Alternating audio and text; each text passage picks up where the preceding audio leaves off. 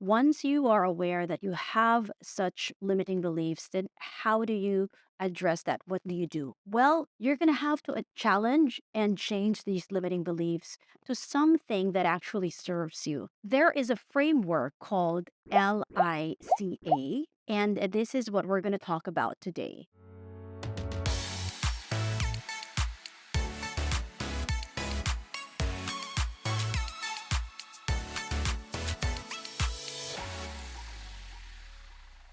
Have you ever bought a pair of shoes that were just a tad bit too small? You love them so much. You love the design. You love the form. You love everything about it. And you know you're going to make a great impression. But the truth is, that's just not the right size for you. Anyway, you really convinced yourself, so you went ahead and made that purchase anyway. How long do you think you're going to last in those shoes? I mean, how big is that desire to make a good impression, to dress to impress? So much so that you sacrifice your own comfort. When we have limiting beliefs about communicating in English, this is exactly what it feels like. We know that English is going to open up a lot of opportunities for us, so we insist on learning it. But if there is something there that's never been resolved, a limiting belief from the past, then it's always going to be associated with some kind of discomfort.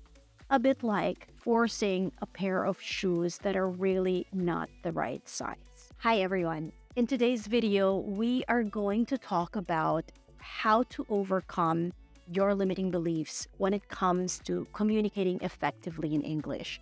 Now, last week, we identified that limiting beliefs are the real problem behind most people's struggle in communicating in English. Now, limiting beliefs are ideas, thoughts that could have been triggered by something, usually in the past, and these thoughts tend to block us, tend to get in the way of achieving certain results. Okay, so in this case, it can be anything as how you learned English in school or how you didn't learn it well. It could be triggered by a comment from maybe a colleague who said, can you repeat what you said? I didn't really understand you. It could be your own experience of not necessarily understanding maybe your native speaking colleagues. So all these things pile up, okay? Or it can even be something as abstract as a thought like, my English is not good enough.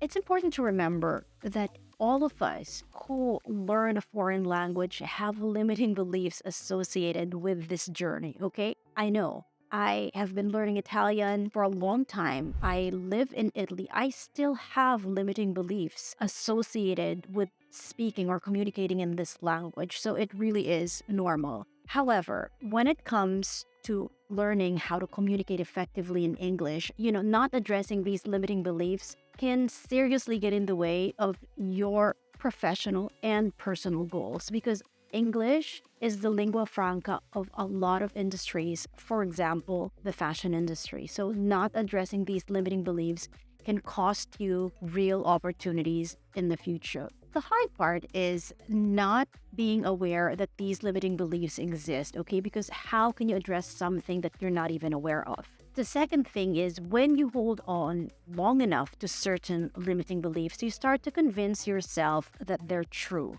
even if they're not. So today, as promised, I'm going to offer you a solution to this problem. Well, I'm going to offer you a framework. I'm going to share a framework which I also learned recently from my coaching course with Mind Valley. Now, awareness is the first step. Once you are aware that you have such limiting beliefs, then how do you address that? What do you do? Well, you're going to have to challenge and change these limiting beliefs to something that actually serves you. There is a framework called LICA, and this is what we're going to talk about today. L stands for listen. Listen to your self-talk when you think about communicating in English.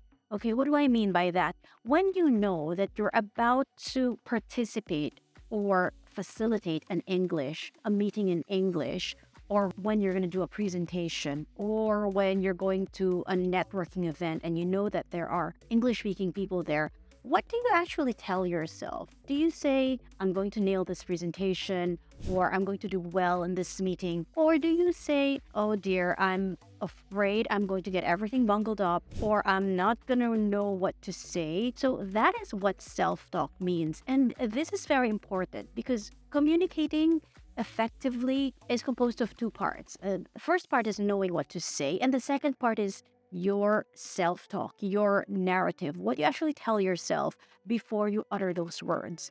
Now, even if you already know what you want to say, but your self talk remains negative, then that is definitely going to get in the way of what you had planned on saying. So listen to your self talk. Second part is I identify.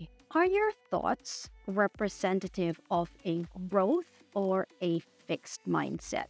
Now, for those of you who are hearing these terms for the first time, a fixed mindset sounds like this. Oh, I've always struggled with communicating in English. Oh, I'm afraid I'm not going to understand everything because that's how it is in the past. I always miss out on certain words. Or, oh, people are not going to understand me because I've got such a thick accent and they're just going to end up telling me to repeat myself. That's what a fixed mindset sounds like, okay? You're avoiding certain opportunities for fear of making mistakes, for fear of you're not seeing certain events as opportunities. You're just trying to avoid them. On the other hand, a growth mindset sounds like this. I've had difficulty speaking in English in the past, but I'm willing to work on the gaps. People might have had difficulty understanding me, but I know now what I need to work on. I might have had difficulty catching or understanding everything, but I know exactly how to deal with that and I'm willing to put in the work. So, do you see the difference? It really is a matter of perspective. We're not saying ignore your difficulties. We're saying be open to the fact that yes, these difficulties might be there, but there are ways to solve them.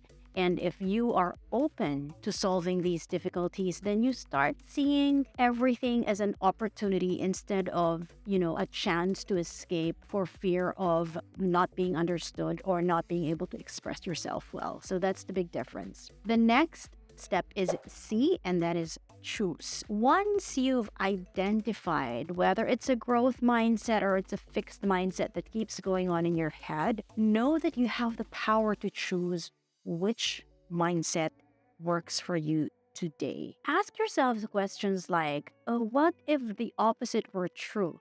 Again, the problem with limiting beliefs is that sometimes they're so ingrained, we've held on to them for such a long time that we start to believe that it's true. But a lot of times they're not true. It's just something we've been telling ourselves. You ask yourself, well, what are others doing to resolve this problem? Because again, I assure you that you are not the only one going through these struggles.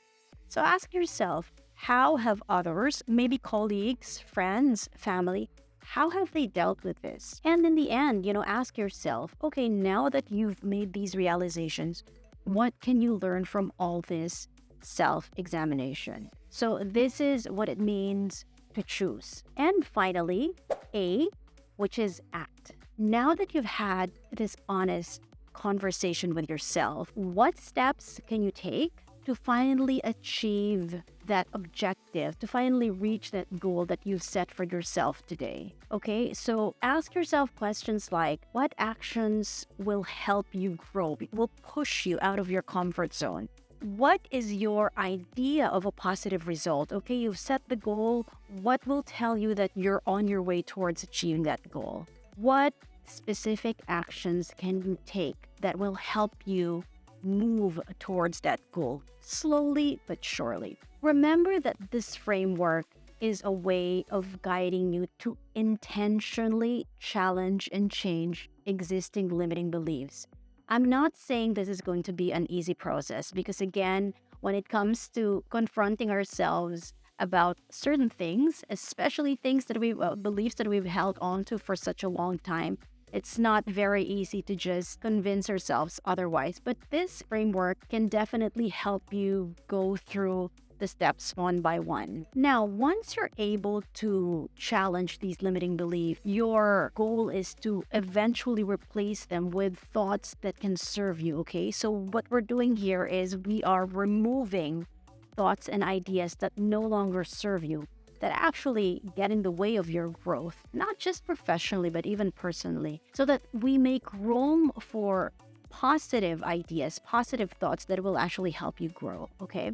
Because it's only in this sort of mindset, in a growth mindset, that learning anything will actually progress, okay? So, this should be very exciting once you get it done, because then you're giving yourself a fresh start. It's like having a clean slate. Now you've gotten rid of all the thoughts that do not serve you. You're ready to start over. Okay. I know it's hard to feel confident when you've held on to certain beliefs for so long, but I'm here to assure you that it can be done, okay? People like you and me, we constantly challenge certain beliefs that we hold on to, maybe even in a very subconscious way. But since we're talking about having a very specific goal, I'm inviting you to try this framework so that you are on your way to achieving those goals sooner than later. So I hope this has been helpful. I look forward to seeing you again next week.